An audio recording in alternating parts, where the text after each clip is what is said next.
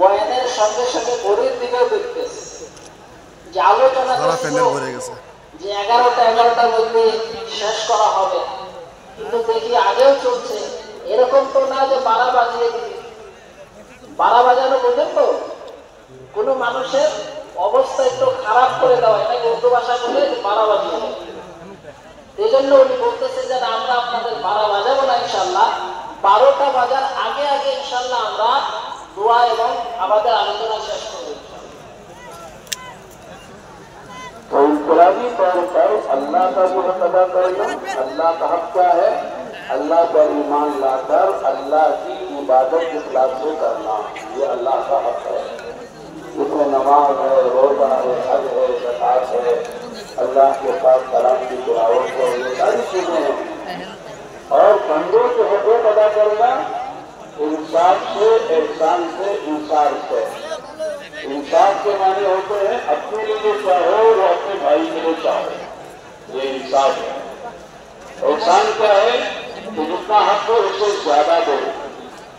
इबादत 100 रुपये की है, दावत लेने के लिए या कोई भी चीज आप जो है 1.25 किलो 1 किलो को होकर 100 ग्राम ज्यादा दे दो, वजन करो और भूखा हो वजन करो, उसका जितना हक है उसको ज्यादा देना, ये इंसान है।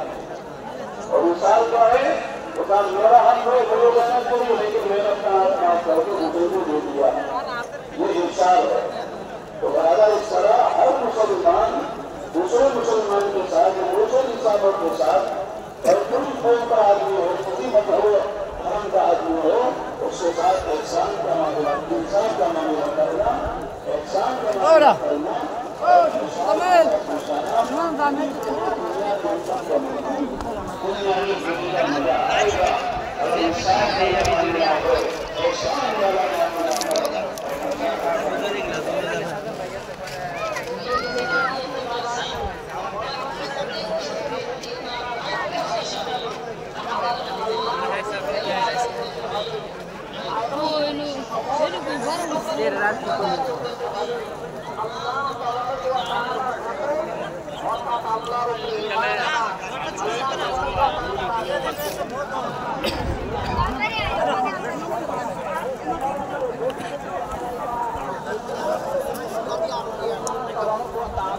এগারোটার সময় দোয়া, 12টার সময় টাইম দিলে হোক।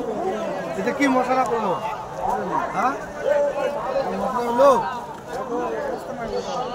নিয়ে তো ঠিক না, করতাম না।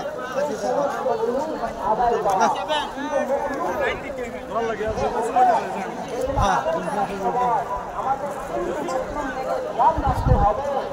এক নম্বর হয়েছে ইনসাফ, 2 নম্বর ইহসান, 3 নম্বর হয়েছে ইনসাফ।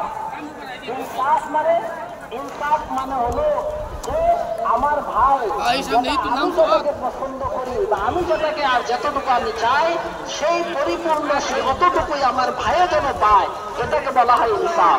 অর্থাৎ যে যেটার মানে মুস্তাহিক, সে যতটুকু পাওয়ার সে অধিকার রাখে, সেই অধিকার তাকে পরিপূর্ণভাবে দেওয়া, সেটাই হয়েছে ইনসাফ।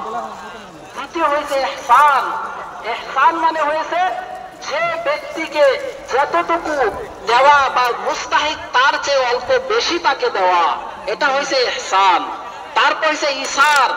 ইসার মানে প্রত্যেকটা হক আদায় করার সময় আমি আমার অপরকে বেশি